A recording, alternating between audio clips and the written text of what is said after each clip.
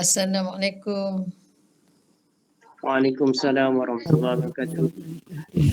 Waalaikumsalam warahmatullahi wabarakatuh. Waalaikumsalam warahmatullahi wabarakatuh.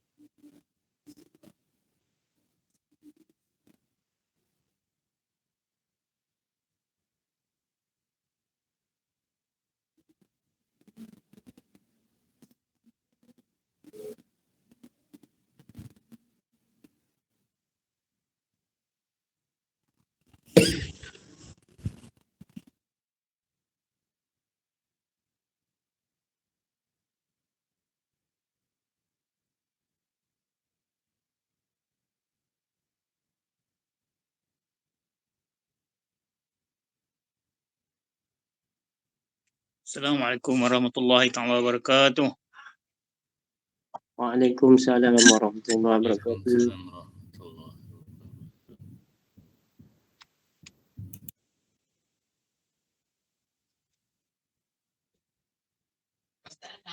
wabarakatuh. Assalamualaikum. Waalaikumsalam warahmatullahi wabarakatuh. Macam mana Zat? Okey lah. Okey. Tak demam ke? Ha? Demam tak? Demam tak? Demam tak ada. Tak ada demam. Ha. Lepas tu batuk semua. Sesemua dalam tu batuk sikit-sikit kan. Yang lain? Ahli keluarga lain?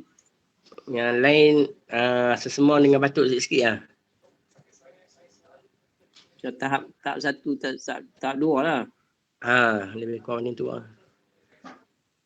Bila start? Saya pergi buat swab. Saya pergi buat swab pagi tadi. Enak semalam.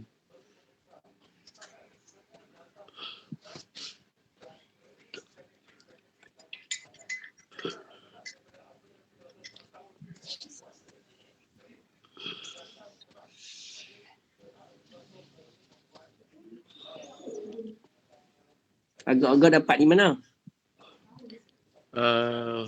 Tak pasti lagi. Tapi besok kena pergi KKM Bukit Pancuk. Pagi esok. Depa pergi buat swab sekali lagi lah.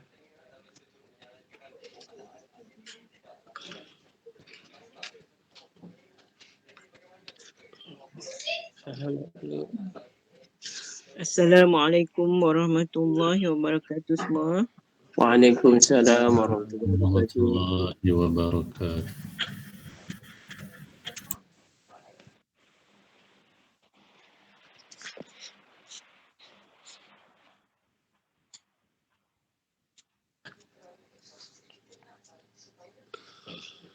Auzubillahi minasyaitonirrajim. Bismillahirrahmanirrahim. Assalamualaikum warahmatullahi wabarakatuh. Waalaikumsalam warahmatullahi wabarakatuh. Waalaikumsalam warahmatullahi wabarakatuh. Alhamdulillahirabbil alamin wassalatu wassalamu asyrafil anbiya'i wal mursalin sayyidina Muhammadin wa ala alihi wa sahbihi ajma'in. Rabbi shrah li sadri wa yassir li amri wa hlul min lisani yafqahu qawli. Subhanaka la ilma lana illa ma 'allamtana innaka antal alimul hakim. Alhamdulillah, syukur kehadrat Allah SWT kerana dengan rahmatnya juga kita semua masih lagi mampu untuk sama-sama berada secara maya dalam Google Meet ni untuk terus mengikuti dan menyertai program Jenazah Al-Quran Surah Al-Manjai di mana pada malam ni Alhamdulillah demam ke ni? Tak demam. 181. Dah, kita tak demam lah. Abang rasa semua dengan batuk lah. Tuan-tuan dan puan sekalian, Kalau dia kata, bukan dia kata demam. tuan-tuan dan puan sekalian, seperti yang saya minta semalam, tamu kita pada malam ni dah pun berada bersama-sama kita, insyaAllah. Jadi tuan-tuan pun dah menyertai, mungkin kawan-kawan kita masih lagi ada beberapa orang yang masih akan menyertai lewat kemudian. Walaupun bagaimanapun sekarang ni dah pukul 9.41, jadi marilah sama-sama kita terus mulakan seperti mana yang kita janjikan. Kita mulakan program kita pada malam ni dengan sama-sama kita membaca umul kitab Al-Fatihah. A'udzubillahi minasyaitonir Bismillahirrahmanirrahim. Alhamdulillahirabbil alamin. Ar-Rahmanir-Rahim. Maliki yaumiddin. Iyyaka na'budu wa iyyaka nasta'in. Ihdinas siratal mustaqim. Siratal ladzina an'amta 'alaihim ghairil maghdubi 'alaihim waladdallin. Amin. Tuan-tuan dan puan sekalian, seperti mana saya maklumkan kemarin, tetamu kita pada malam ni adalah Al-Fadil Tuan Haji Zaini bin Mazin yang merupakan pegawai di Pejabat Pendidikan Daerah Seberang Perai Utara ke Tengah, Cikgu Zaini? Seberang Perai Tengah, insyaAllah. Seberang Perai Tengah. Merupakan pegawai daripada Kementerian Pendidikan lah. Merupakan sekarang ni berkhidmat di Pejabat Pendidikan Daerah Seberang Perai Selatan. Jadi Seberang Perai Tengah. Jadi alhamdulillah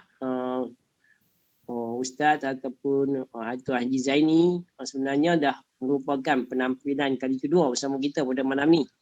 Jadi kalau tuan-tuan ingat Ustaz pernah sekali bersama kita, bagi yang ingat, kalau tak ingat, lagi nanti ingat, akan ingat insyaAllah. Jadi, oleh kerana Ustaz merupakan penyertaan kali kedua, jadi Ustaz dah fahamlah semua apa tujuan kita mengadakan program ni dan sebagainya.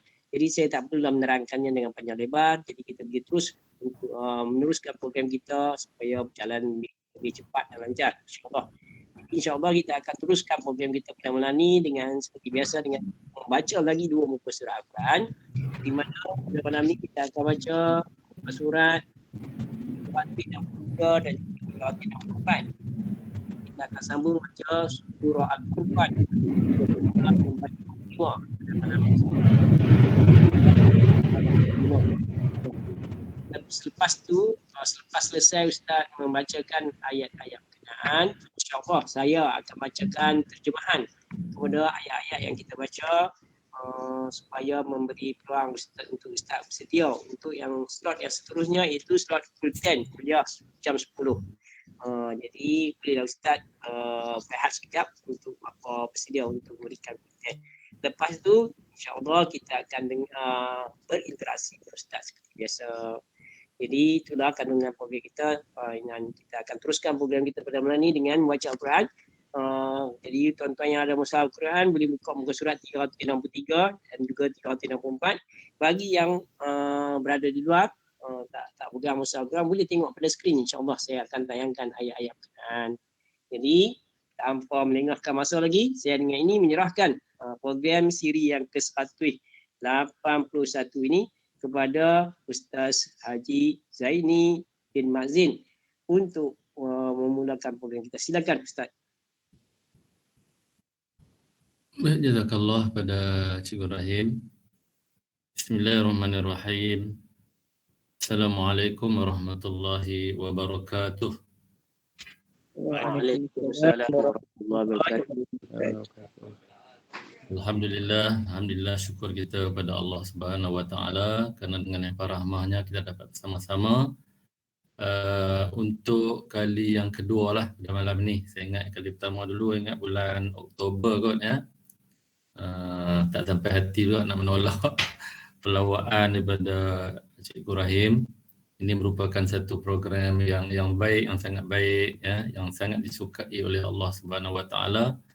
Kerana kita nampaknya akan sentiasa bersama dengan Al-Quran ya tahniah ya kepada semua, syukur kerana dapat memberikan komitmen lah program yang dirancang ini ya, yang diketuai oleh Cikgu Rahim, merupakan program yang sangat-sangat baiklah ya, selepas menemui apa dia orang kata tempoh berpencen ya, Cikgu Rahim mengendalikan program yang sangat baik dan tuan-tuan dan puan-puan bersama-sama ikuti, tambah-tambah dapat pula mengisi masa lagi ya dalam PKP yang kita pernah lalui bersama, insya-Allah.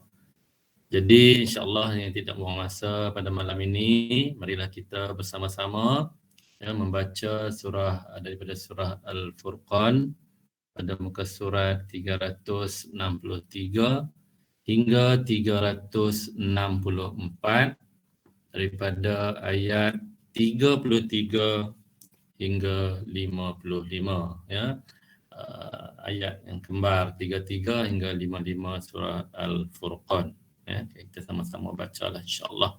Jadi kita pun dah baca umul kitab tadi, kita akan terus membaca bersama-sama ke ikut, ada lupa dah saya pun. Apa Bersama-sama ke ikut saya? bersama-sama macam kita baca surah Yasin.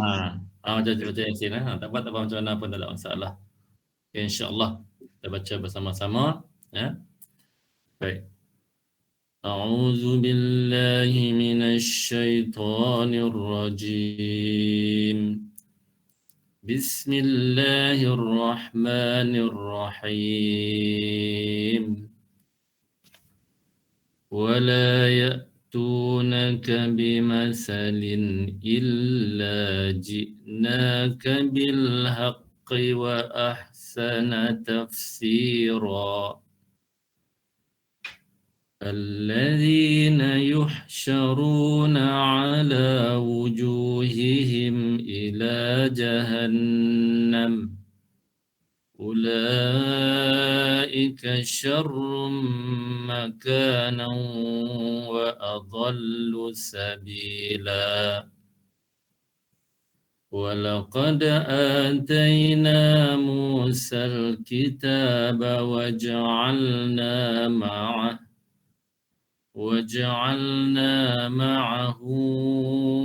أخاه هارون وزيرا فقلنا اذهبا إلى القوم الذين كذبوا بآياتنا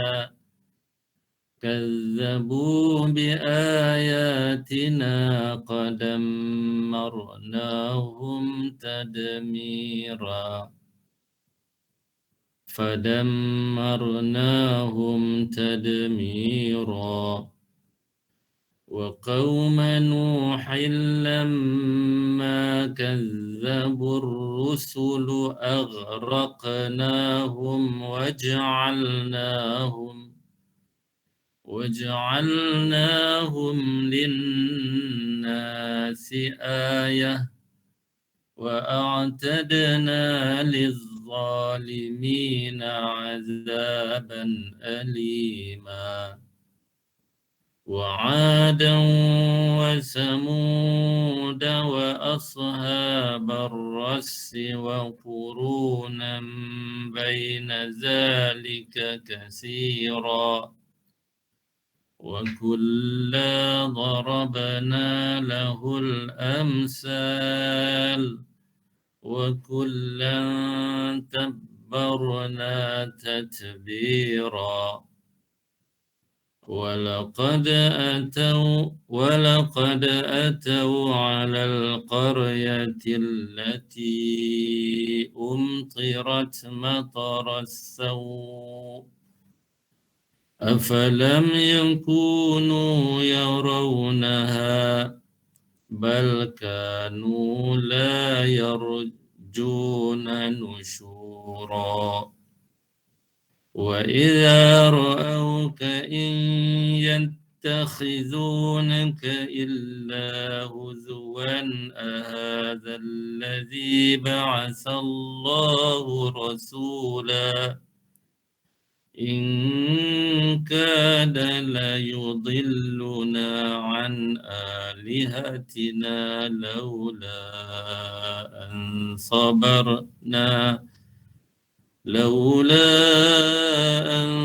صبرنا عليها وسوف يعلمون حين يرون العذاب من أضل سبيلا أرأيت من اتخذ إلهه هواه أفأنت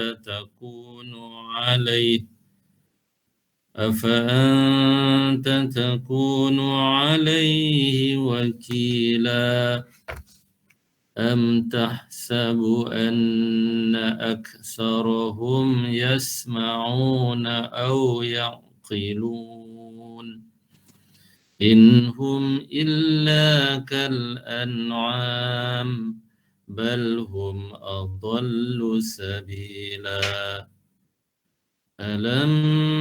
ألم تر إلى ربك كيف مد الظل ولو شاء لجعله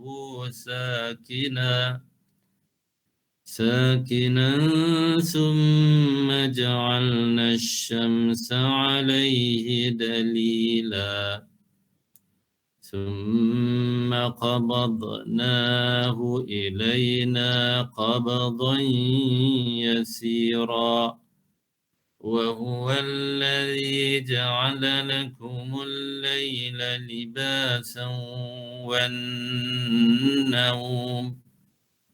لباسا والنوم سباتا وجعل النهار نشورا وهو الذي أرسل الرياح بشرا بين يدي رحمته وأنزلنا من السماء ماء طهورا لنحيي به بلدة ميتا ونسقيه مما خلقنا أنعاما وأناسيا كثيرا ولقد صرفناه بينهم ليذكروا فأبى أكثر الناس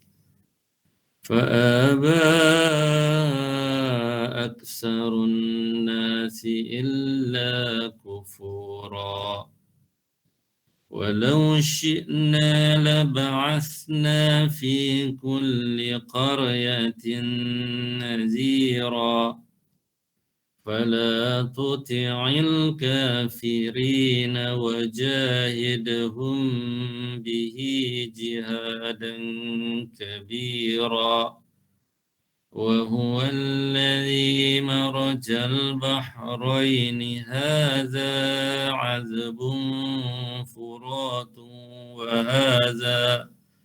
وهذا ملح أجاج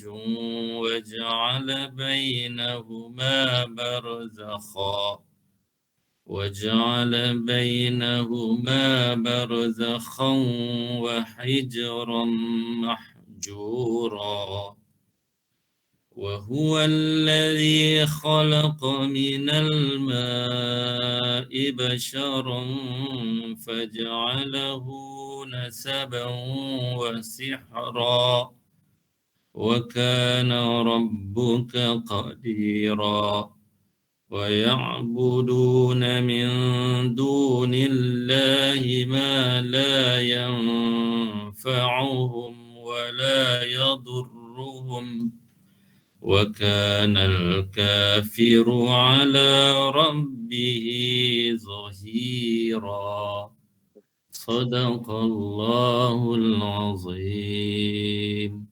Sadaqallahul Azim. Alhamdulillah, tuan-tuan dan puan-puan sekalian, malam ni kita dapat lagi baca 2 muka surat Al-Quran bersama-sama dengan Fadil Ustaz Zaini, Tuan Haji Zaini bin Mazin, insyaAllah dalam saya rasa bacaan yang sangat baik yang kita dapat ikut dengan tenang dan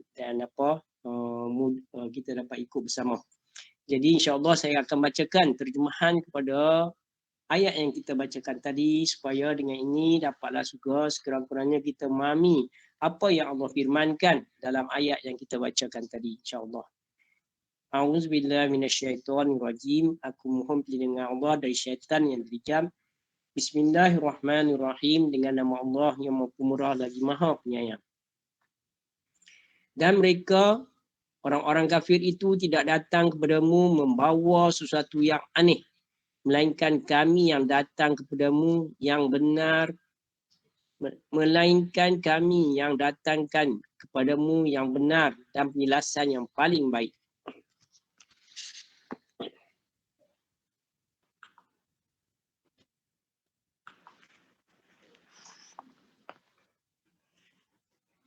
Orang-orang yang dikumpulkan di neraka Jahanam dengan wajah yang diseret, mereka itulah yang paling buruk tempatnya dan paling sesat jalannya. Sesungguhnya kami telah memberikan kitab Taurat kepada Musa dan kami telah menjadikan Harun saudaranya sebagai wazir atau pembantu. Kemudian kami berfirman kepada kedua-duanya, pergilah kamu berdua kepada kaum yang mendustakan ayat-ayat kami. Lalu kami hancurkan mereka dengan sehancur-hancurnya. Dan telah kami binasakan kaum Nabi Nuh AS ketika mereka mendustakan para rasul.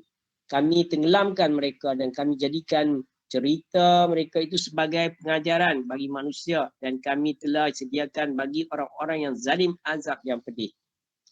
Dan telah kami binasakan kaum Ad dan Samud dan juga penduduk Ras serta banyak lagi generasi di antara kaum-kaum itu.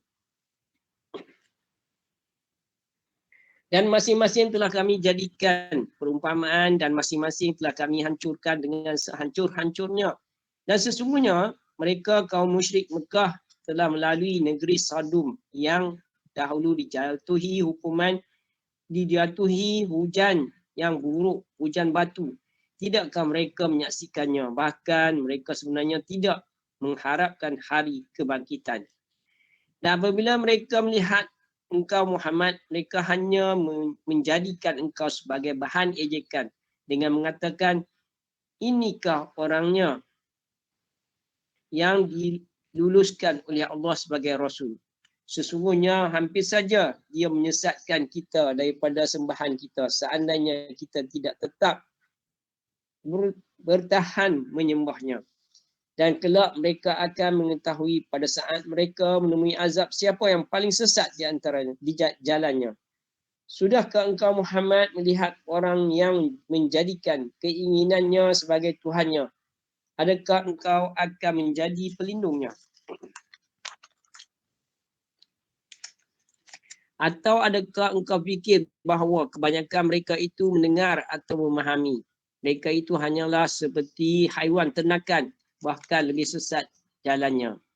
Tidakkah engkau memerhatikan ciptaan Tuhanmu bagaimana dia memanjangkan dan memendekkan bayang-bayang dan sekiranya dia mahukan, nescaya dia akan menjadikannya bayang-bayang itu tetap. Kemudian kami jadikan matahari sebagai petunjuk. Kemudian kami menarik bayang-bayang itu kepada kami sedikit demi sedikit. Dialah yang menjadikan malam untukmu sebagai pakaian dan tidur untuk beristirahat. Dan dia menjadikan siang untuk bangkit berusaha. Dan dialah yang meniupkan angin sebagai pembawa kabar gembira sebelum kedatangan rahmatnya hujan. Dan kami turunkan dari langit air yang sangat bersih. Agar dengan air itu kami menghidupkan negeri yang mati ketandusan. Dan kami memberi minum kepada sebahagian apa yang telah kami ciptakan berupa haiwan-haiwan ternakan dan manusia yang banyak. Dan sesungguhnya kami telah menggilirkan hujan itu di antara mereka agar mereka mengambil pengajaran. Tetapi kebanyakan manusia tidak mahu bersyukur. Bahkan mereka mengingkari. Sekiranya kami mahu, nescaya kami utus seorang pemberi peringatan pada setiap negeri. Maka janganlah engkau taati orang-orang kafir dan berjuanglah terhadap mereka dengan Al-Quran bersama semangat perjuangan yang besar. Dan dialah yang membiarkan dua laut mengalir berdampingan. Yang ini tawar dan segar dan yang lain sangat masin lagi pahit. Dan dia menjadikan antara keduanya dinding dan batas yang tidak tembus. Dia juga yang menciptakan manusia daripada air, lalu dia menjadikan manusia itu mempunyai keturunan dan musyaharah, dan Tuhanmu adalah Maha Kuasa. Dan bagi mereka yang menyembah selain Allah, apa yang tidak memberi manfaat kepada mereka dan tidak pula mendatangkan bencana kepada mereka. Orang-orang kafir adalah penolong syaitan untuk menderhaka terhadap Tuhannya. Sadaqallahul azim, benarlah Tuhan firman Allah yang Maha Agung. Jadi demikianlah terjemahan kepada ayat daripada surah Al-Furqan yang kita baca tadi, daripada ayat 33 sampai 55. Alhamdulillah, semoga dapatlah sedikit kita memahami apa yang difirmankan Allah kepada kita. Jadi seterusnya kita masuk ke slot full 10 kuliah jam 10. Dengan ini saya silakan sekali lagi Al-Fadhil Ustaz Zaini, Haji Zaini bin Mazin untuk meneruskan program kita. Silakan Ustaz.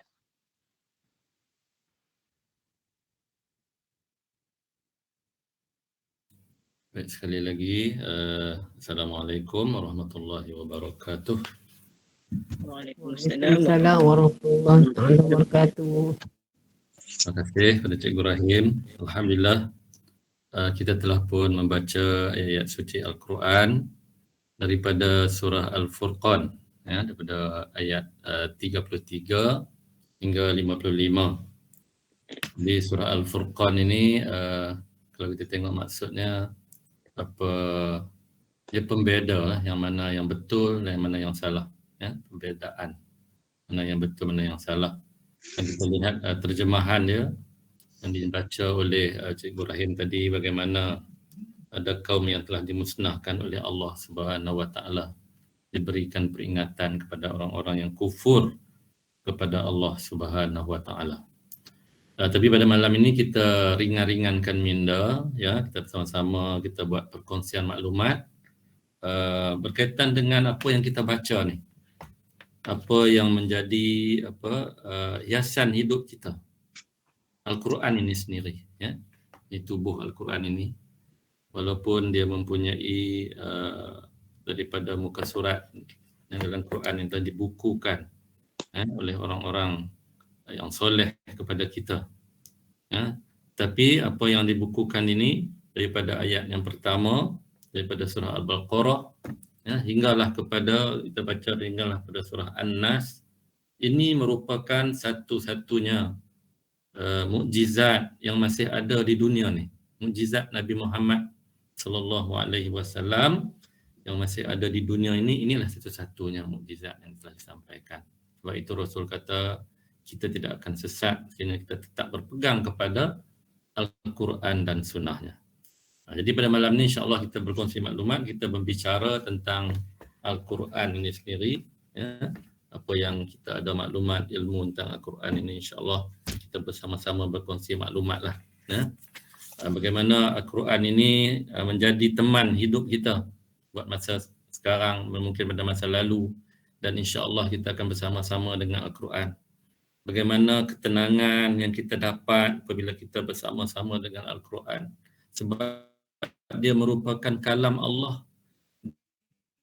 Dia merupakan kata yang Allah yang Maha Esa, kata-kata Allah yang menjadikan kita, kalam Allah, ya, yang dia kontrol, dia kawal semua apa yang ada di dunia, di muka bumi ini, di langit ini dan sebagainya. Nah, jadilah inilah kalam Allah yang menjadi teman hidup kita, insya-Allah. Sebab itu lalu kita berdoakan, Allahumma zayyinna bizinatil Quran, ya Allah Tuhanku, hiaskanlah diri aku ini dengan Al-Quran, wa akrimna bikaramatil Quran, ya, muliakan dengan Al-Quran, wa syarrifna bisyarafatil Quran, ya, muliakan juga dengan Al-Quran ini.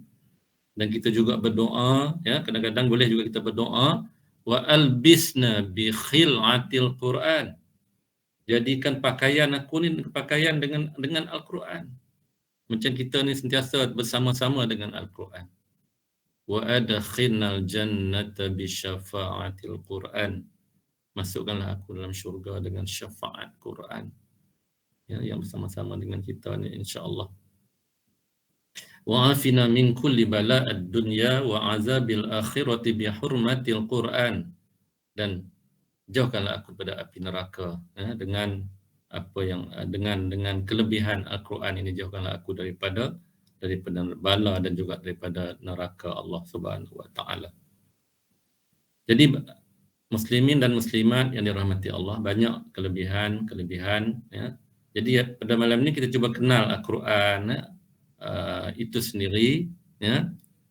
Apakah yang terdapat dalam fakta-fakta tentang Al-Quran ini, kita dapat berkongsi maklumat bersama-sama selain daripada kita membaca Al-Quran.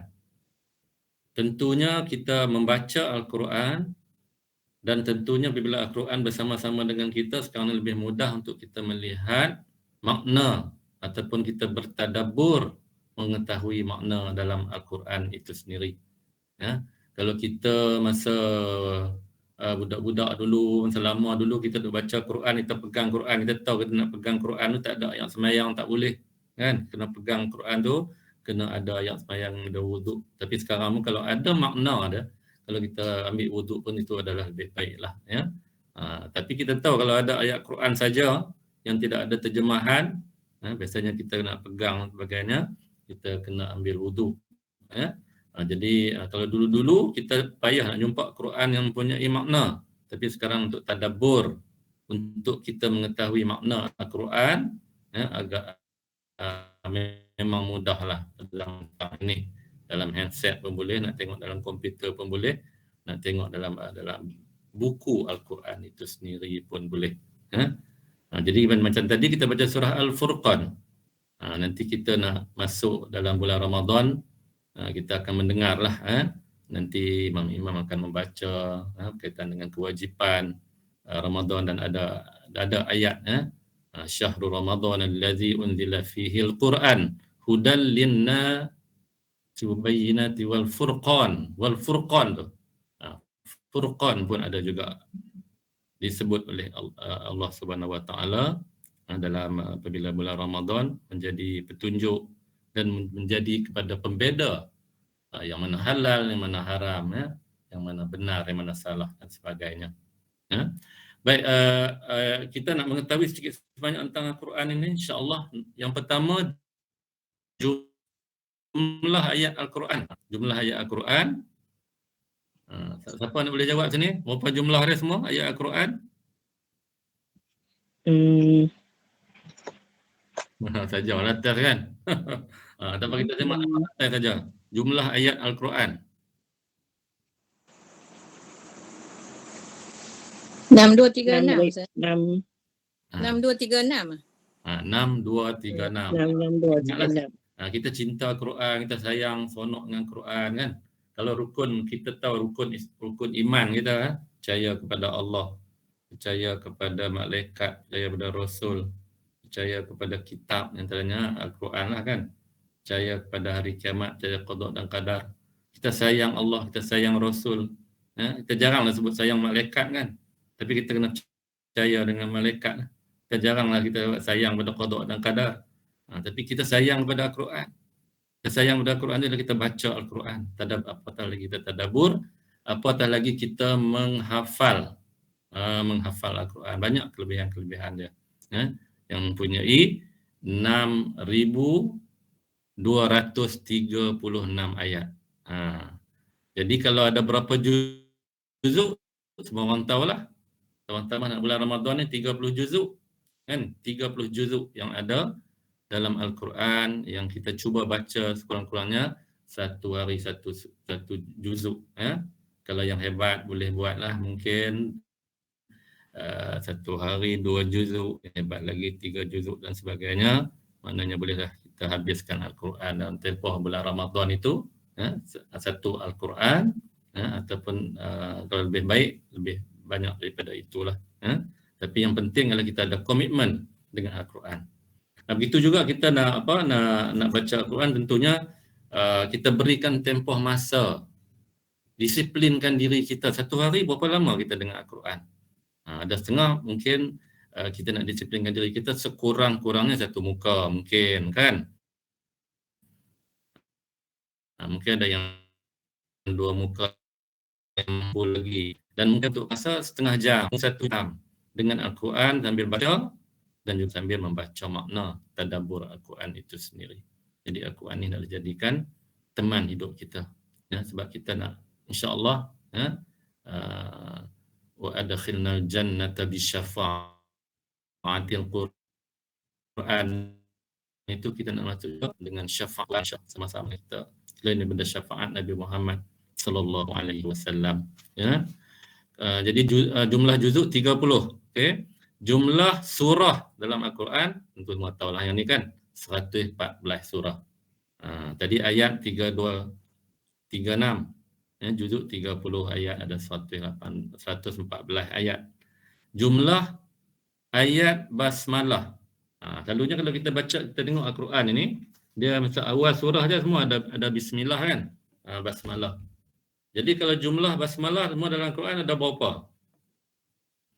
Kalau setiap surah tu kita buka awal-awal tu, kita buka awal-awal Al-Fatihah, ada surah kan, dia ada. Terus kita buka ada baca basmalah, bismillah. Jadi jumlah bismillah dalam Al-Quran ada berapa? Ni siapa boleh jawab pula? Kita ada surah ada 114. Jumlah bismillah pula ada berapa?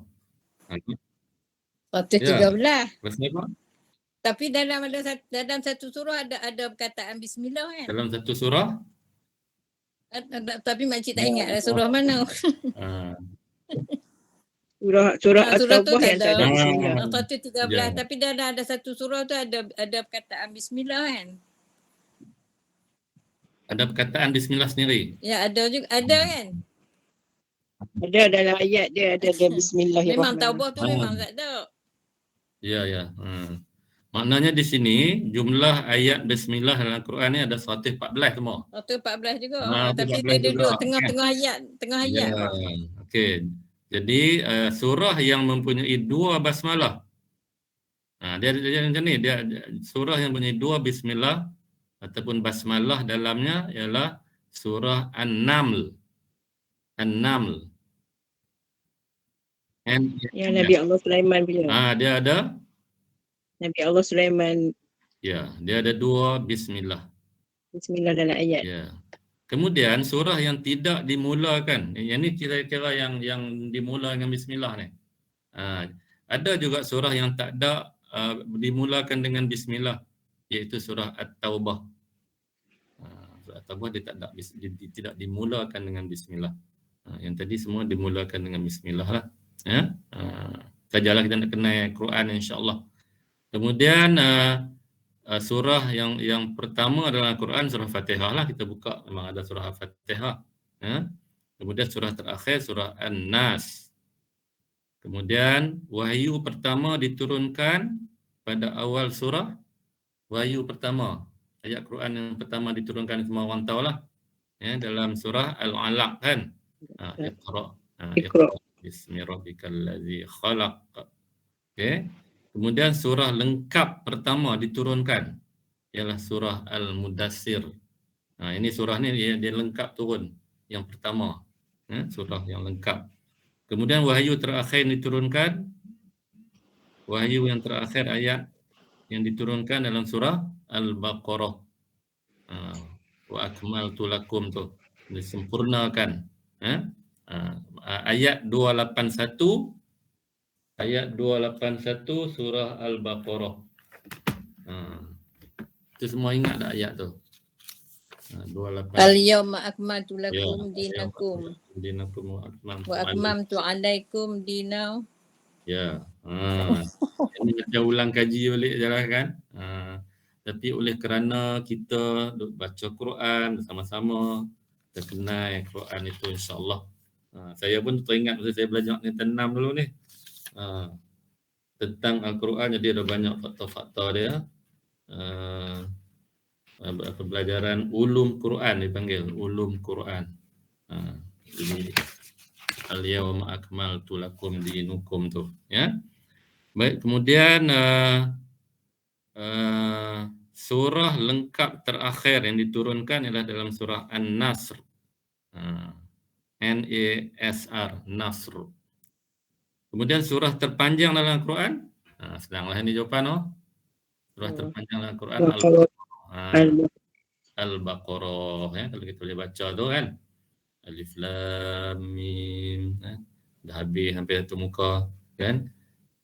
Innal ladzina kafaru sawa'un 'alaihim a anzartahum. Mungkin di sini ada yang boleh hafal ni dah. Surah Al-Baqarah, alhamdulillah lah kan. Kalau boleh hafal tu. Kemudian kalau ayat akhir sekali Al-Baqarah boleh ingat? Dalam surah Al-Baqarah ayat akhir sekali. Lalu kita nak baca dalam tahlil lah. La yukallifullahu nafsan illa jadi barulah pergi kepada surah yang seterusnya. Jadi kalau Al-Baqarah tak dapat hafal semua, baca daripada Alif Lam Mim tu, la yukallifullahu pun kata boleh lah surah Al-Baqarah. Dia mula sampai habis dah kan. Baik, kemudian surah terpendek dalam Al-Quran. Allah. Ya. Surah apa yang terpendek? Dulu kalau ingat tu kan, kalau kita semayang nak baca cepat yang ni lah kan. Surah Al-Kawthar. Surah yang berkaitan dengan Inna A'tayna. Kal-Kausar. kita ingat masa budak-budak dulu, masa remaja nak cepat semayang tu kan. Baca yang ni, Inna A'tayna dengan Qul Huwallah. Cepat kan. Surah Hari Raya Haji ni. Tentang korban. Itu yang pendek. Kemudian ayat terpanjang dalam Quran. Ayat terpanjang. Ayat terpanjang dalam Quran ni dia surah Al-Baqarah. Ayat 282. Berkaitan dengan apa ayat panjang ni? Ayat ni satu muka surat. Jadi kalau baca dalam semayang, kita baca satu muka surat lah. Berkaitan dengan hutang. Berkaitan dengan apa yang patut kita buat tentang hutang ni, buat perjanjian. Kalau kita hutang orang hutang kita kan, kita buat perjanjian tentang hutang ni. Ayat satu muka surat 282, itulah ayat yang terpanjang. Ya. Kemudian ayat terpendek dalam Al-Quran. Ayat terpendek dalam Al-Quran surah Al-Fajr. Ada kata yang surah Ar-Rahman, Ar-Rahman, Al-Fajr. Sorry. Ayat terpendek dalam Quran, ayat terpendek. Ayat terpendek tu ayat apa tu yang terpendek? Ayat 1 surah Al-Fajr. Wal Asr. Wal Asr. Terpendek. Bukan wal asr, fajr. Al-Fajr. Al-Fajr. Kemudian ayat sejadah dalam Quran ada berapa? Ayat sejadah 30. 30. Ayat sejadah bukan surah sejadah. Ingat surah sejadah. Bukan surah sejadah. Ayat sejadah ada berapa? Berapa tempat? Berapa belas tak tahu, 14 lah. 14. Tu yang pandai lah tu kan. Jadi kita nak kenal Quran sama-sama lah. Kemudian surah yang mempunyai 2 ayat sejadah adalah dalam satu surah ada 2 ayat sejadah dia, ya surah Al-Hajj. Al-Hajj. Kemudian surah pertama yang mengandungi ayat sejadah ialah surah Al-A'raf. Surah terakhir yang mengandungi ayat sejadah ialah surah Al-Alaq. Al-Alaq. Iqra lah ya. Kemudian surah yang terletak di pertengahan Al-Quran, tengah-tengah Al-Quran tu. Surah apa? Tengah-tengah Al-Quran kita ni. Surah Al-Kahfi, tengah-tengah. Kemudian bilangan muka surat Al-Quran ialah 604. Ya, kalau benda-benda ni sekali sekala lah kita tak sebut. Bila kita tengok 604, kita tengok betul-betul 604. 604 muka surat. Betul, 604 muka surat. Tinggal kita jumpa qul a'udzu birabbin nas. Okey. Itu antara kita nak kenal berkenalan dengan Al-Quran lah.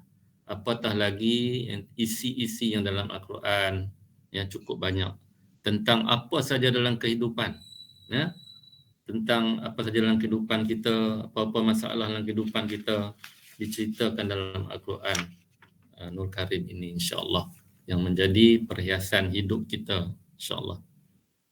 Baik, tentang Al-Quran juga, mari kita bersama-sama tengok kelebihan daripada yang disebut dalam hadis. Kalau dalam Quran pun banyaklah awal-awal lagi kan. Alif Lam Mim, zalikal kitabul la raiba fihi hudal lil muttaqin. Tidak ada ragu-ragu ya. Quran ini dan menjadi petunjuk kepada orang-orang yang bertakwa. Kalau kita bertakwa kepada Allah, kita takut kepada Allah, kita sayang kepada Allah, jadi Al-Quran ini tidak ada ragu-ragu lagi kepada kita. Kalau kita ini bertakwa kepada Allah Subhanahu wa ta'ala. Baik, pada malam ini kita tengok beberapa hadis. Saya beri maksud saja untuk hadis ini supaya kita cepat dan senanglah kita faham ya. Rasulullah sallallahu alaihi wasallam bersabda, hadis riwayat Al-Khamsah, perumpamaan orang mukmin yang membaca Al-Quran bagaikan buah limau, ya, harum baunya dan lazat rasanya. Saya antara orang yang suka makan buah limau. Memang bau dia pun saya sedaplah, syok kan. Tambahlah limau Bali, limau absak tu kan, bahak manis tu kan. Sedap. Kadang-kadang boleh tu sekat setengah biji limau Bali besar tu boleh makan. Sedap. Itu kita umpamakan apa dibaca Al-Quran, hadis riwayat Al-Khamsah. Kita tengok hadis riwayat Tirmizi pula. Nabi Muhammad sallallahu alaihi wasallam bersabda, barang siapa yang membaca Al-Quran dan menerangkannya, lalu ia menghalalkan yang dihalal oleh Al-Quran dan dia mengharamkan apa yang diharamkan Al-Quran. Hanya kita ikut apa yang terdapat dalam Al-Quran itu. Kalau Al-Quran itu kata perkara itu haram, perkara itu halal, dan kita ikut dengan penuh ketakwaan. Kita ikut, ya. Allah akan memasukkannya ke dalam syurga. Dan Allah memberi syafaat sebanyak 10 orang dari keluarganya yang sepatutnya mereka itu wajib mendapat siksa neraka. Ya Allah, besarnya ganjaran orang yang mengamalkan dengan Al-Quran ini, insya-Allah. Dari Zaid bin Arqam radhiyallahu, Rasulullah bersabda, kitab Allah Azza wa Jalla ialah tali Allah, hubungan kita dengan Allah. Sebab kita membaca apa yang dikatakan oleh Allah, apa yang diungkapkan oleh Allah, kita baca tu tali Allah. Sebab yang membawa kepada rahmat Allah. Sesiapa yang menurutnya beradalah ia dalam hidayat petunjuk yang sebenar-benarnya. Sebaliknya, sesiapa yang meninggalkannya beradalah dia dalam kesesatan. Cuba kita bayangkan kan, kita ni duk baca Quran, duk tengok tadabbur. Kalau kita tinggalkan perkara itu, kita pun rasa macam hidup kita ni macam tak sempurna, tak bersama dengan Al-Quran. Kalau ada perasaan macam tu, alhamdulillah. Kalau kita tak boleh baca Al-Quran, tak baca Al-Quran sehari, tak boleh duduk.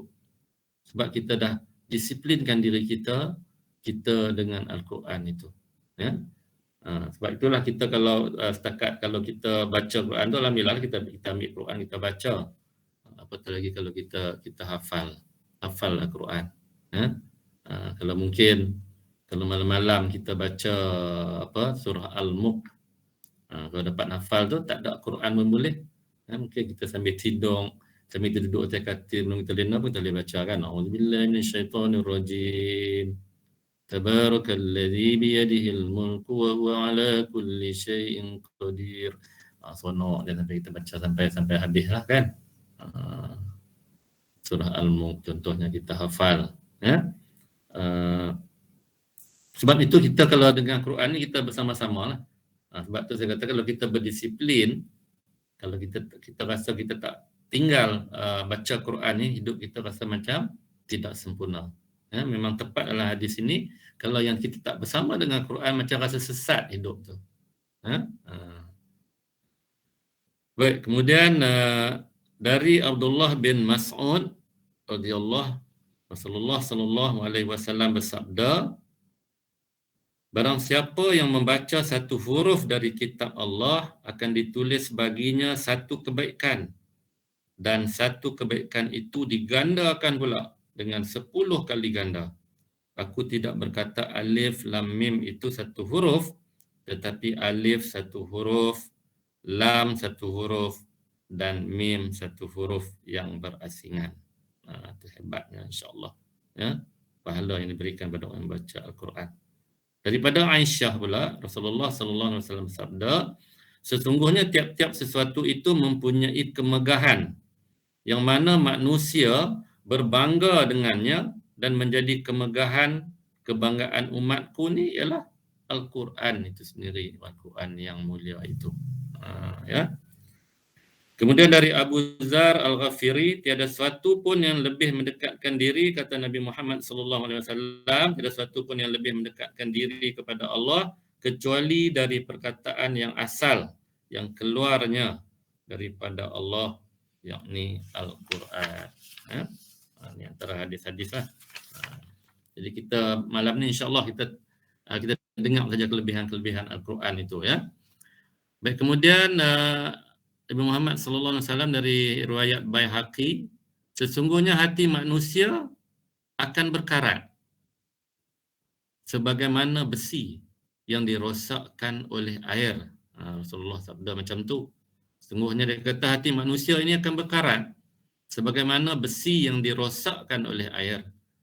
Seorang sahabat bertanya, apakah caranya untuk menjadikan hati itu bersinar kembali? Besi itu elok balik.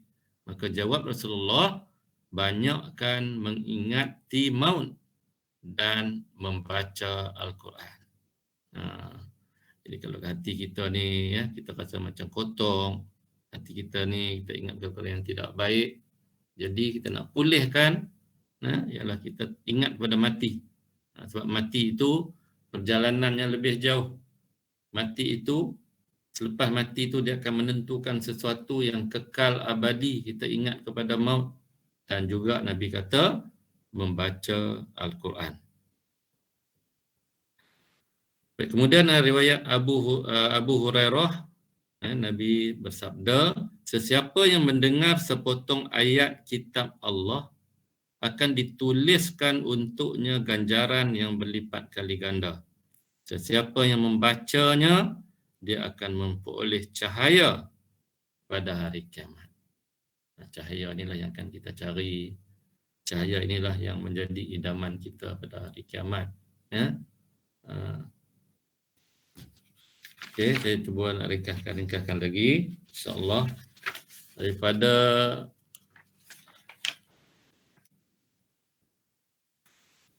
sabda Rasulullah juga, riwayat Ibnu Majah, sesungguhnya Allah memiliki kerabat-kerabatnya dalam kalangan manusia. Allah memiliki kerabat. Kerabat ni kalau kita, itu kerabat dia lah, dia beradik dia dalam kalangan manusia. Lalu mereka bertanya, Allah ni ada kerabat, siapakah mereka ya Rasulullah? Jawab baginda, mereka adalah ahli Al-Quran. Mereka lah kerabat Allah. Misalnya, sekejap saya nak sambung bateri nak habis.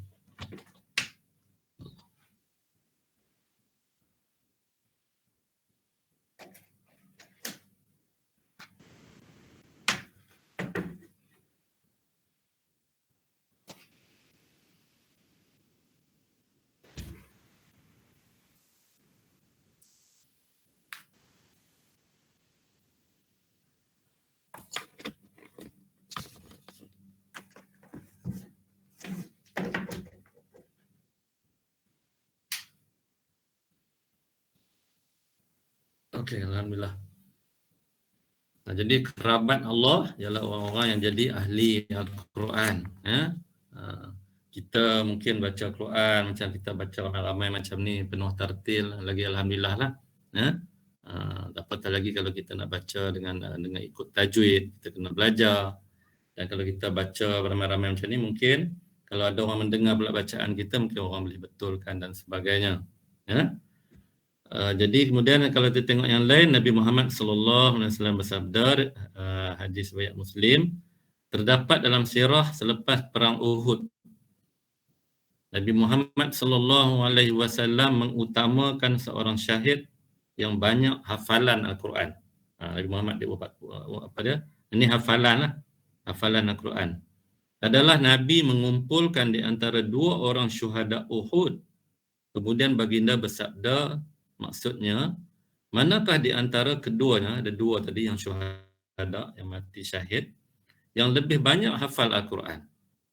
Ketika ditunjuk kepada salah satunya, maka baginda mendahulukan pemakaman ataupun menyimpan jenazah tu di liang lahat adalah orang yang menghafal Al-Quran.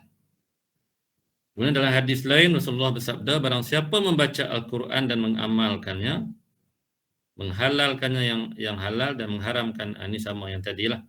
Kemudian Nabi Abu Umamah radhiyallahu anhu berkata, aku mendengar Rasulullah bersabda, maksudnya bacalah olehmu Al-Quran, sesungguhnya ia akan menjadi pemberi syafaat pada hari kiamat kepada pembacanya dan juga kepada penghafalnya. Ini yang kita doa tadi ada kan, yang masuk dalam syurga insya-Allah. Kemudian daripada Abu Hurairah kata sabda Rasulullah SAW, tidak ada orang yang berkumpul di salah satu rumah Allah untuk membaca dan mempelajari Al-Quran kecuali mereka akan memperoleh ketentraman, diliputi rahmat, dikelilingi malaikat, dan mereka sentiasa disebut-sebut oleh Allah dalam kalangan para malaikat yang di langit.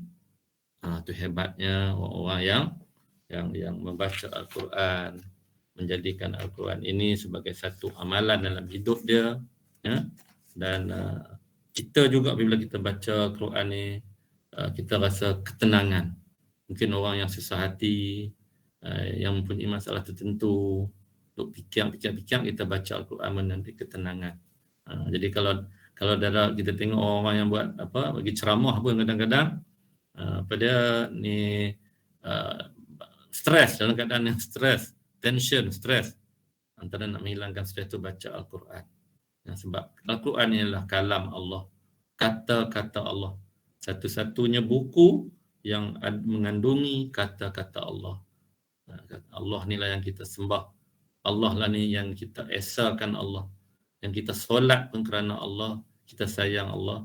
Jadi kita baca Al-Quran itu menunjukkan kita sayang kepada Allah Subhanahu Wa Taala, merupakan tali pertautan kita dengan Allah Subhanahu Wa Taala.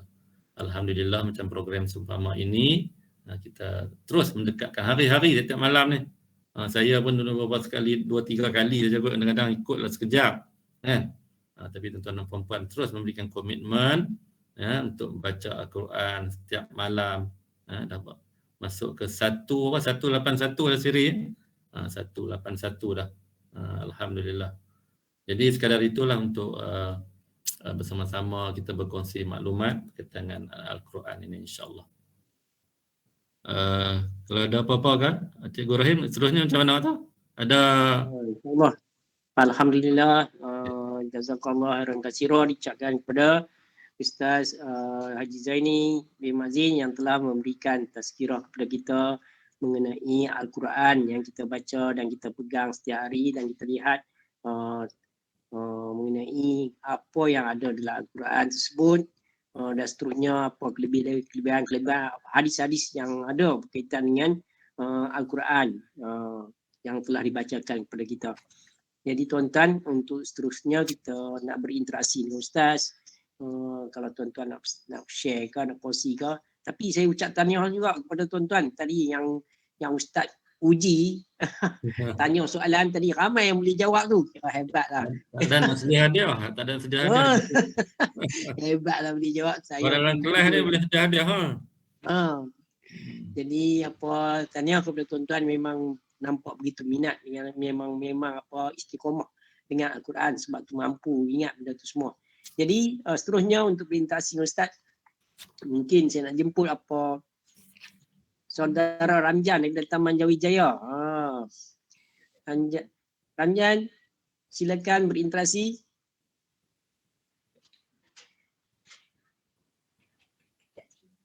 Ramjan.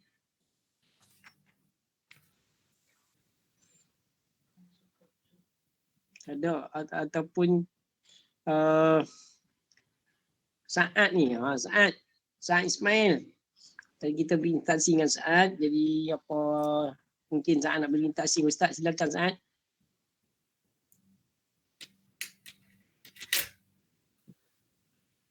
Tak ada juga. Haji Yaakob lah. Balik kepada Haji Yaakob. Semua faham mana? Terima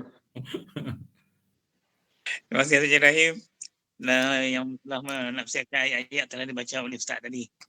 Jadi Assalamualaikum Ustaz. Waalaikumsalam warahmatullahi. Saya nak Ya. sikit pencerahan lah tentang kita kumpul di rumah Allah. Dan tentang kumpul tu, apa yang kita dapat daripada tu tentang rumah Allah, tentang dalam salam yang ada ceramah, kuliah maghrib dan tazkirah lah daripada ustaz-ustaz yang kita jemput. Jadi untuk sikit pencerahan daripada ustaz, mengapa kita dipanggil itu tentang pencerahan tersebut tentang rumah Allah itu saja. Maknanya menyampaikan ilmu di rumah Allah kan? Ya, rumah Allah tu. Jadi kuliah dan tazkirah lah. Tazkirah ataupun kuliah ilmu kan? Maknanya dilaksanakan di rumah Allah. Jadi terima kasih pada Tuan Haji Yaakob untuk sebagai mungkin sedikit penjelasan lah ya. Di masjid memanglah tempat yang terbaik untuk kita mendengar tentang ilmu Allah lah ya, untuk kita menyampaikan sama ada ilmu fiqh ke sirah ke ya, dan macam-macam lah, tajwid, kita belajar di situ di rumah Allah. Sebab nama pun masjid kan tempat sujud, tempat kita pun panggil rumah Allah Subhanahu Wa Taala. Jadi kita melaksanakan pengimarahan selain daripada kita solat berjemaah ya, yang telah ditentukan elok buat di masjid yang lebih besar lebih baik. Apatah lagi kalau masjid Masjidil Haram ya, Masjidil Aqsa, Masjid Nabawi di Madinah. Memang dilaksanakan majlis ilmu di rumah Allah di masjid. Kalau kita pergi di Masjidil Haram, cuba tengok bagaimana tazkirah, penyampaian ilmu bukan satu saja. Kalau buat masjid, di masjid kita ada 2 kuliah, orang kata clear lah kan. Tapi kalau kita tengok di Masjidil Haram, banyak tempat dibuat tempat-tempat pengajian antara maghrib dengan isya, ada kan. Kita boleh pergi tengok ni, boleh pergi dengar kat sini, lepas tu pergi kat sana, sebab masjid pun besar. Jadi tempat terbaik tak ada masalah, selain daripada kita nak buat di rumah ke, dia di sekolah ke, di institusi, di dewan ke, itu tak kisah. Tapi di rumah Allah, insyaAllah kita laksanakan yang terbaik lah di rumah Allah dan memberi peluang kepada anak-anak karya yang ingin mendapatkan tazkirah, yang ingin mendapatkan pencerahan, maklumat ilmu dari segala disiplin ilmu, yang diajar oleh orang yang berkebolehan lah, orang yang berilmu oleh alim ulama, disampaikan di masjid. Bagi saya satu yang terbaik, dan kalau jadi ahli jawatan kuasa itulah antaranya. Kalau tak buat tu mereka akan tanya pasal apa tak buat dan sebagainya. Kadang-kadang masjid dia tengok penuh dengan program-program yang seumpama ini. Macam kita ni kita buat secara Google Meet. Cara Google Meet ni pun kita pun baru saja. Dah jadi PKP, dah jadi COVID-19 ini, masjid tak boleh pergi dulu kan. Masjid tak boleh pergi pula tu. Jadi kuliah-kuliah tak berjalan. Yang ni pun alhamdulillah sekarang ni kuliah boleh berjalan. Google Meet kita macam ni pun boleh berjalan. Maknanya kita akan sentiasa mendapat peluang-peluang untuk kita menimba ilmu, untuk kita berkongsi maklumat macam ni. Kita tazkirah, perbincangan. Kalau macam saya pun bolehlah kita bagi tazkirah macam ni kan, tapi kalau nak mendalam tu kita kena dapat daripada guru-guru yang lebih hebat. Ini kita tazkirah sajalah bersama-sama dengan kita maklumat. Walaupun saya sebenarnya guru bahasa Melayu kan, tetapi mungkin mendapat pendidikan sedikit sekolah agama di peringkat awal, dapatlah juga kita berkongsi maklumat, kita mengingati sebab dalam surah Wal-As tu kan, surah Wal-As, rugi masa tu kecuali orang-orang yang dia sentiasa beramal soleh, kemudian berpesan-pesan di antara satu sama lain, berpesan-pesan dengan penuh kebenaran, penuh kesabaran. Itu orang yang tak rugi, orang yang tidak rugi.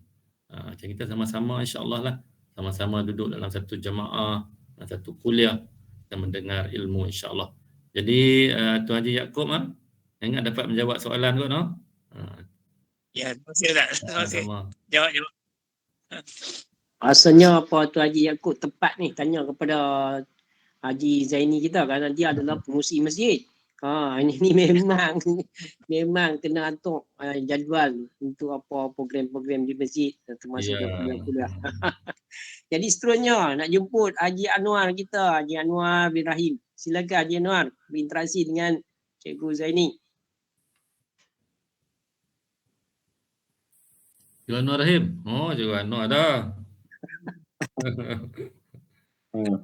Assalamualaikum. Assalamualaikum. Jadi rakan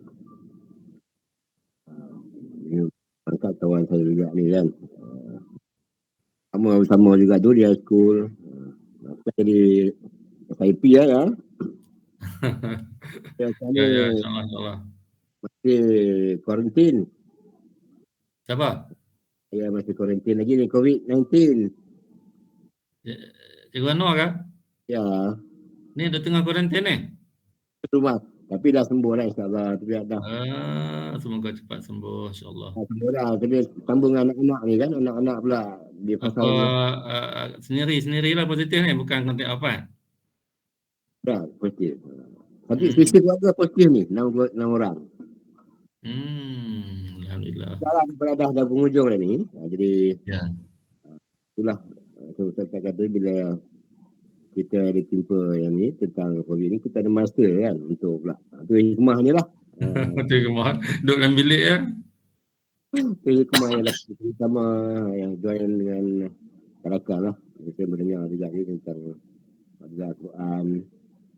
Memang dapatkan itulah, kita mengharapkan dapat perasaan kalau tak baca Quran tu kita rasa macam ada benda yang kurang. Ini macam mana tips begitu supaya kita rasa lah kerana memang kita ada rasa kekurangan ya kalau tak baca Quran tu. Macam mana nak istiqamah tu. Cikgu Zaini kalau dapat tips.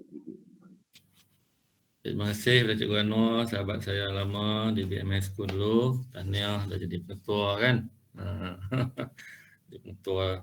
Masih lagi di Tasik ya? Ya, Bandar Tasik. Bandar Tasik lagi ya, Bandar Tasik lagi ya. InsyaAllah, alhamdulillah. Baik, untuk kita dekatkan diri dengan Al-Quran, untuk baca Al-Quran, macam saya kata tadi lah, kita kena disiplinkan diri, kita macam mewajibkan diri kita baca. Apabila kita mewajibkan diri kita, sampailah satu peringkat tu kita kita tak senang duduk kalau tak baca. Kan? Jadi dia masing-masing cara kaedah lah. Ada setengah dia mungkin selepas solat dia baca. Mungkin baca semuka kan, beberapa ayat ke. Ada setengah mungkin dia satu hari itu macam mana pun selepas subuh baca. Kalau yang sempat lah nak pergi kerja kan, lepas subuh. Jadi dia cuba mendisiplinkan diri dia, dia mewajibkan diri dia untuk baca dalam tempoh tertentu ataupun mungkin kita tetapkan dalam satu-satu masa yang tertentu. Kalau saya sebelum pergi kerja, lepas subuh tu bila kita pergi surau atau masjid tu, kita balik-balik tu kita bacalah. Ada setengah orang dia baca di masjid. Ada setengah, kalau orang yang pencen boleh lah, kadang dia tak kerja kan, lepas subuh dia berbuka Al-Quran, dia baca bersama-sama dengan imam ataupun orang-orang yang tertentu yang mengepalai pembacaan. Tapi kalau kita sendiri ni, kita tetapkan sendiri. Elok mungkin kita nak bersama dengan Quran ni sehari setengah jam. Mungkin setengah jam tu sekaligus ataupun 10 minit. Dan kemudian kalau kita mampu lagi, kita ambil masa sejam. Sehingga kita rasa kemanisan membaca Al-Quran dan kemanisan kita membaca makna-makna Al-Quran pelan-pelan.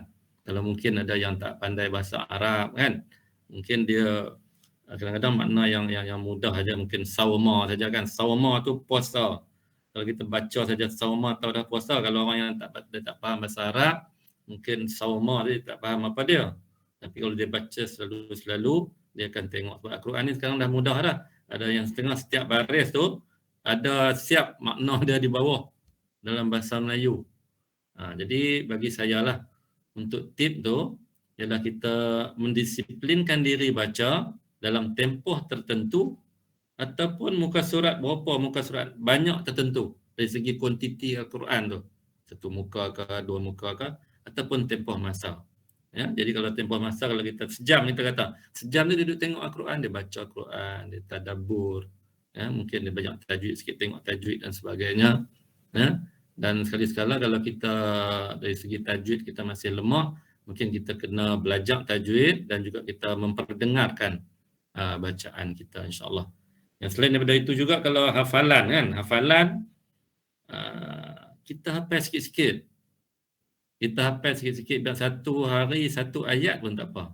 Kan? Satu hari satu ayat pun tak apa. Esok kita tambah jadi 2. Macam hari ni kita boleh sikit. Tabarakalladzi biyadihil mulku wa huwa ala kulli syai'in qadir. Contoh, kita tak hafal lagi, contohlah, mungkin kita dah ramai dah yang hafal dah. Kita baca yang tu saja sampai kita boleh sehari tu. Baca satu ayat. Kalau kita kata baca surah Al-Kahfi tadi kan, ramai orang nak hafal surah Al-Kahfi 10 ayat pertama, 10 ayat yang terakhir. Kalau kita betul-betul disiplin, sehari satu ayat, sepatutnya 10 hari boleh habis. Tapi ada anak-anak saya pun, walaupun dia pun muda lagi, tak boleh kalau tak disiplin. Tapi kalau kita dah ambil satu-satu sehari tu, alhamdulillahillazi anzala ala abdihil kitaba wa lam yaj'al lahu 'iwaja. Ulang yang tu sehari. Dah habis boleh tu, barulah kita masuk pula 10 ayat terakhir lah kan. Allazina kanat a'yunuhum fi ghita'in an zikri. Baca pula sampai 10. Boleh dapat, insya-Allah. Jadi kita cuba disiplinkan diri. Saya ulang balik jawapan dia. Disiplinkan diri kita bersama dengan Quran pada setiap hari sehingga kita rasa manisnya baca Quran. Macam solat juga. Solat pun kita solat wajib kan 5 kali sehari semalam. Bila kita rasa manis tu, kita akan tambah dengan solat sunat, ba'diyah, qabliyah. Ya. Bila kita rasa manisnya qiyamul lail, kita bangun sebelum subuh tu, kita memang kita disiplinkan diri kita solat 2 rakaat. Solat tahajud. Tuan-tuan witir 1 rakaat ke, kalau kita disiplin sampai kita rasa manis dah, insya-Allah kita akan terus komitmen dengan Al-Quran itu sendiri, insya-Allah. Tapi antaranya kita boleh hafal lah. Sebab kalau kita mengamalkan hafalan, dia tak ada Al-Quran pun kita boleh baca. Kan? Kita duduk tempat elok-elok, jangan macam dalam tandas je lah. Kan? Di tempat yang mana kita sambil drive kereta pun boleh baca, insya-Allah. Ya? Dulu saya masa pergi sekolah untuk budak lah. Saya selalu tumpang cikgu. Kan. Tapi dia tak baca Quran lah, dia duduk zikir dalam kereta tu, tengah drive tu, tumpang cikgu pergi sekolah. Tapi lah ada lagi cikgu tu, insya-Allah saya ingat dia. Tapi kita dah baca Quran boleh. Duduk seorang-seorang baca, tarik kan, tarik. Tabarakalladzi biyadihil mulk. Kita hafal, insya-Allah. Boleh Cikgu Anwar lah. Disiplinkan diri insya-Allah. Sampai rasa manisnya kita bersama Al-Quran. Bacalah sama doa-doa tu, Allahumma zayyinna bizinatil Quran. Hiasan hidup kita ni dengan Al-Quran. InsyaAllah. Ya. Boleh Cikgu Anwar? Ya, alhamdulillah. Jadi sebenarnya kita juga kembangkan wajib raya ni, bukan saja dengan kuliah kita ni, sebenarnya dia juga menganjurkan untuk baca Al-Quran, untuk 30 juzuk untuk guru-guru, untuk kita setiap kali bergerak, juzuk setiap kali selesai, juga pun nak baca. Takkan tanya selalu lah, tanyalah. Jadi saya teruskan sumbangan pensi ni. Saya sangat berbangga lah. Kita menggunakan teknologi. Saya tengok banyaklah sekarang ni ada Telegram, ada WhatsApp. Oh, semua dah bahagi-bahagi juzuk ni, baca juzuk ni. Alhamdulillah tu antaranya lah. Yang tu maknanya kita baca dengan kita berpakat-pakat ramai-ramai. Macam kita tadarus nanti bulan Ramadan ni kan. InsyaAllah macam tu. Tapi sendiri tu kalau boleh, lagi syok lah. Bila sendiri boleh, kita join pula dengan orang yang boleh baca. Sama-sama, maknanya kita bersama-sama dengan Al-Quran. InsyaAllah. Seterusnya nak jemput apa kita punya ahli jemaah kita daripada Sungai Besar, Sabak Benam, Selangor, Puan Supiah Maksirun. Silakan untuk minta asing Ustaz. Dari Selangor kan?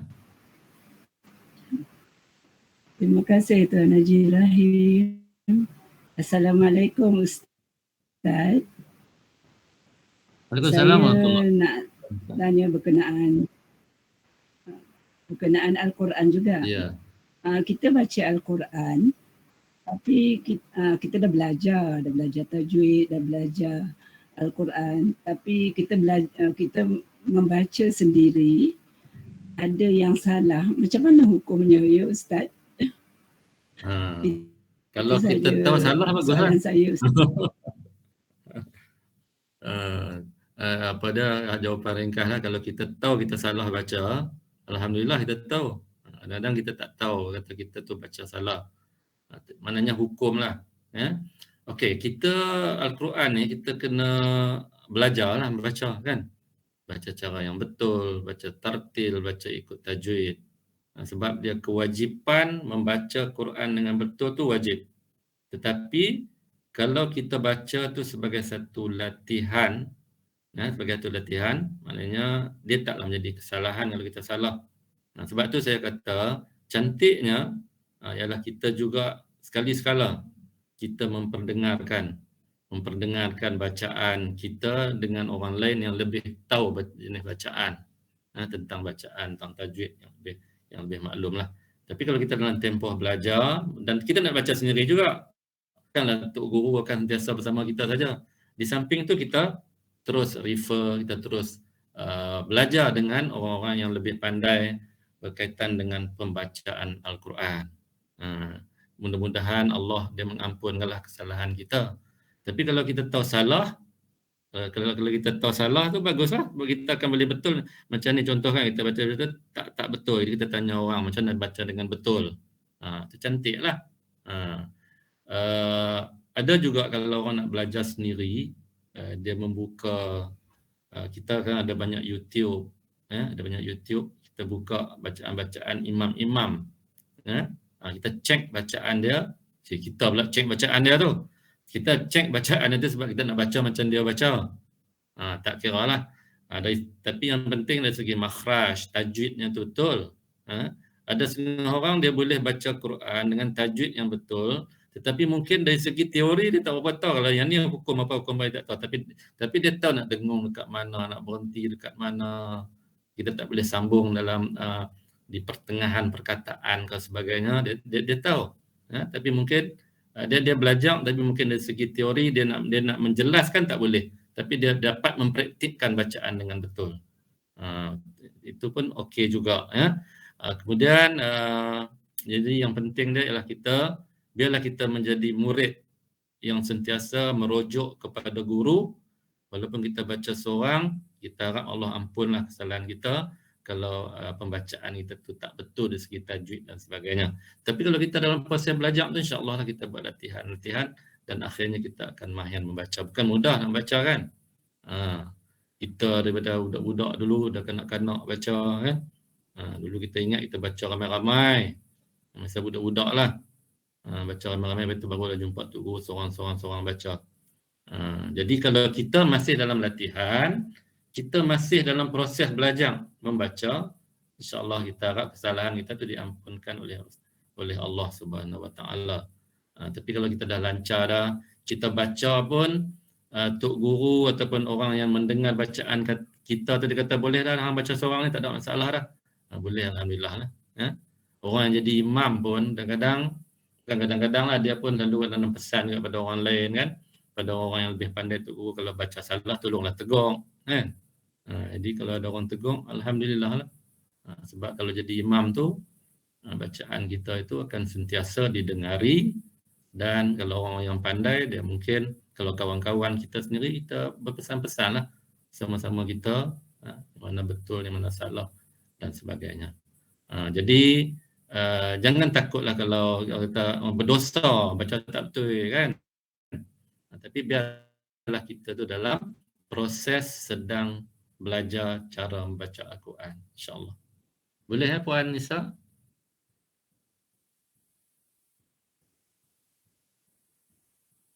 Suara tak buka tu. Suara. Okey.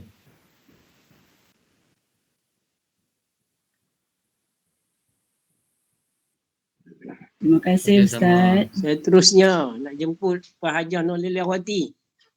Mungkin teringin nak berinteraksi dengan Ustaz, silakan. Hajar Nur Lilawati. Kali kedua. Alhamdulillah, terima kasih Tuan Haji Rahim. Assalamualaikum Ustaz. Assalamualaikum warahmatullahi wabarakatuh. Ustaz dengar? Alhamdulillah kali kedua saja ni. Ya. Alhamdulillah. Ustaz nak tanya sikit. Tadi Ustaz sebut apa ni, bila kita mengaji Al-Quran ni hati kita akan tenang kan ya.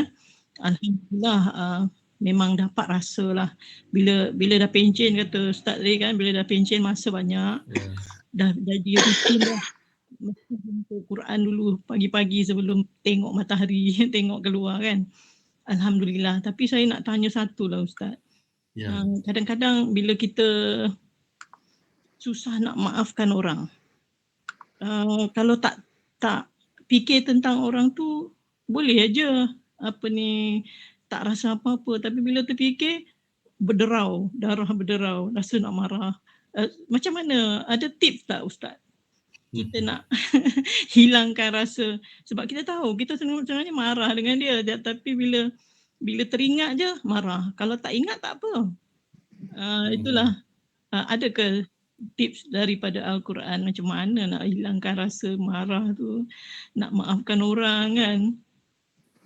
Allah alam. Minta pandangan Ustaz.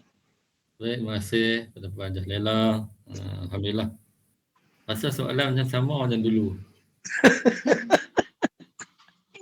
Dulu pun macam tak maafkan orang juga kan, tidak teringat kesalahan dia.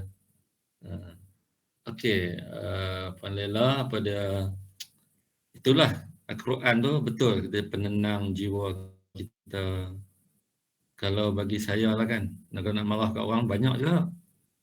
Banyak kesalahan-kesalahan. Bukanlah kita kata kita ni betul, tak.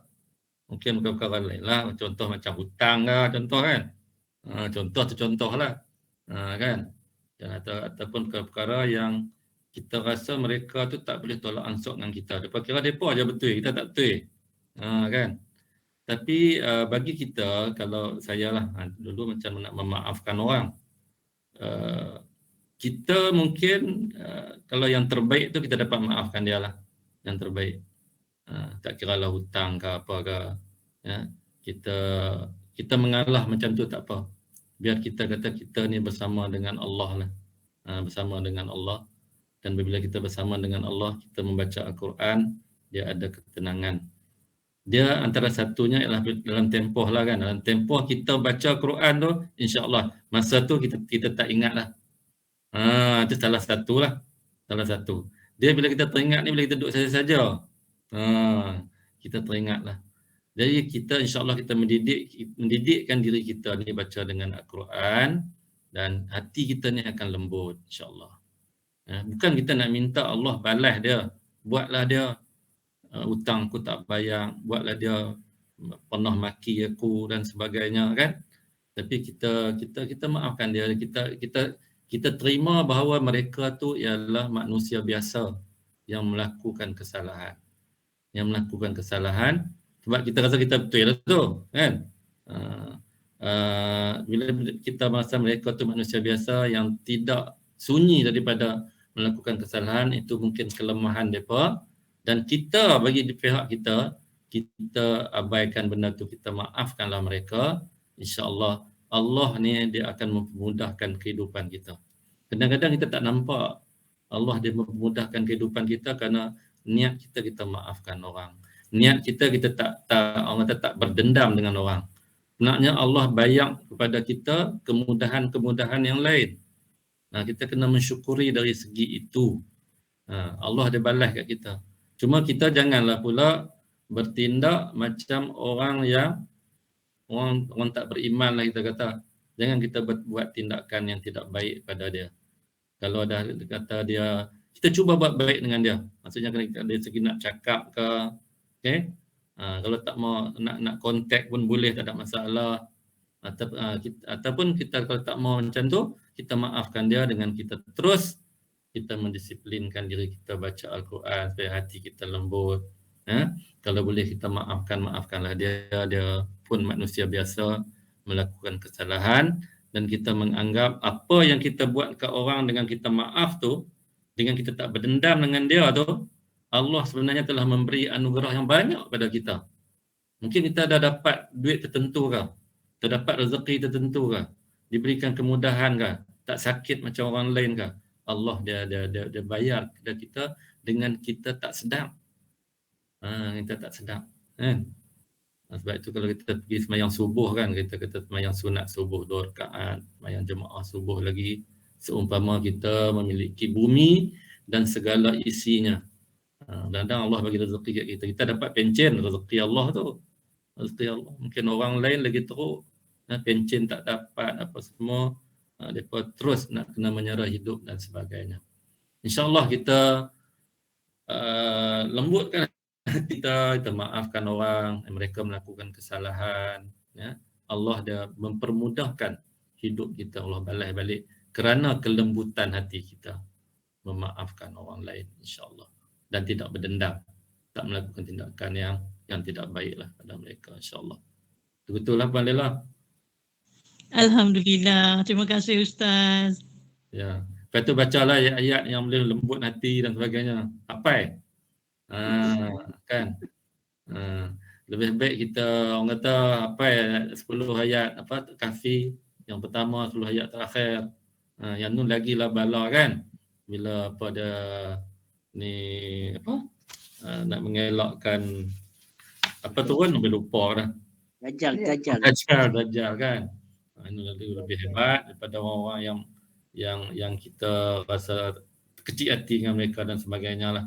InsyaAllah kita hafal Quran insyaAllah. Alhamdulillah tuan-tuan, rasanya setakat tu sajalah program interaksi kita. Jadi saya ucapkan terima kasih kepada tuan-tuan yang sudi berinteraksi dengan Al-Fadil Haji Zaini bin Mak Zain tadi, dan kita juga ucapkan tahniah dan terima kasih kepada Ustaz yang menjawab soalan-soalan yang dikemukakan dengan baik. Alhamdulillah. Jadi untuk pengumuman kepada tuan-tuan dan puan, iaitu tetamu kita untuk malam besok pula adalah Ustaz Haji Rahim bin Ismail, juga merupakan penampilan kali kedua. Jadi kalau tuan-tuan ingat, Ustaz Haji Rahim ni adalah ahli majlis perbandaran Taiping Perak, akan bersama kita pada malam besok insya-Allah. Jadi sebagai penutup pada program kita pada malam ni, seperti mana biasa kuliah-kuliah di masjid dan di surau, guru kita akan bacakan doa untuk kita aminkan bersama. Jadi saya persilakan Ustaz untuk doa untuk penutup pada program kita. Silakan.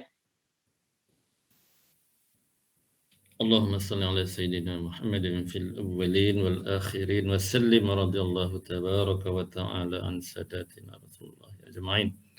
Bismillahirrahmanirrahim. Alhamdulillahi rabbil alamin. Hamdan hamidin, hamdan syakirin, hamdan yuwafi ni'amahu wa yukafi'u mazidah. Ya Rabbana lakal hamdu kama yanbaghi li jalali wajhika wa 'azimi sultanik. Radina billahi rabba wa bil islami dina wa bi Muhammadin nabiyyan wa rasula. Subhanallahi wa bihamdihi adada khalqihi wa ridha nafsihi wa zinata arshihi wa midada kalimatihi. Bismillahilladzi la yadurru ma'a ismihi syai'un fil ardi wa la fis sama' wa huwas sami'un 'alim. Allahumma inna na'udzu bika minal baras wal junun wal juzam wa min sayyi'il asqam. Rabbana atina fid dunya hasanah wa fil akhirati hasanah wa qina azaban nar. Allahumma akhtim lana ya Allah bi husnil khatimah wa la takhtim alaina ya Allah bisu'il khatimah. Wa sallallahu ala sayyidina Muhammadin wa ala alihi wa sahbihi ajma'in. Subhana rabbika rabbil izzati amma yasifun wa salamun alal mursalin walhamdulillahi rabbil alamin. Taqabbalallahu Minna minkum taqabbal ya karim. Amin amin amin ya rabbal alamin. Alhamdulillah tuan-tuan dan puan, selesailah sudah program kita pada malam ni, siri yang ke-181. InsyaAllah kita jumpa lagi esok bersama dengan Ustaz Haji Ibrahim bin Ismail, sama-sama dalam Google Meet ni pada masa waktu yang sama insyaAllah. Saya ucapkan sekali lagi terima kasih kepada tuan-tuan dan puan semua yang terus istiqomah mengikuti program ni, dan jutaan terima kasih kepada Pak Al-Fadhil Ustaz Haji Zaini bin Mazin yang sudi sekali lagi menjadi imam dan juga guru kita pada malam ni. Semoga kita semua Allah berkati, Allah rahmati, sihat walafiat dan boleh kejayaan dalam kehidupan di dunia dan di akhirat insya-Allah. Jadi kita sama-sama baca doa khatam Al-Quran secara bernasib insya-Allah. Allahumma rahamna bil Quran waj'alhu lana imaman wa nuran wa hudan wa rahmah. Allahumma zakkirna minhu ma zidna wa 'allimna minhu ma jahilna warzuqna tilawatahu